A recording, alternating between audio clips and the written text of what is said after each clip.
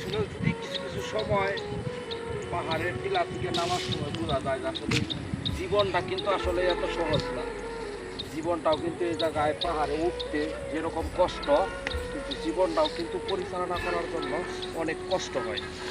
আসলে এই জীবনটাকে সহজ করে নিতে হবে, নিজের সিস্টেম করে এবং নিজে কাজ করে এবং মানুষের মন জয় করে সব কিছু দিয়ে মিলিয়ে তারপরে মানুষের মনটাকে জয় করে নিতে হবে। তাহলে হলে কিন্তু জীবনটা সহজ হবে না, জীবনটা অনেক কঠিন হবে। মানুষের ভালোবাসায় এবং নিজের ইচ্ছা শক্তিতে অনেক কিছু করা সম্ভব চাইলে। তবে নিজের ভিতরে একটা জিনিসই সবসময় দরকার, চলতে ফিরতে চেষ্টার কোনো শেষ থাকবে না। যত চেষ্টা থাকবে তত বেশি সফলতা আসবে, এটাই বাস্তব।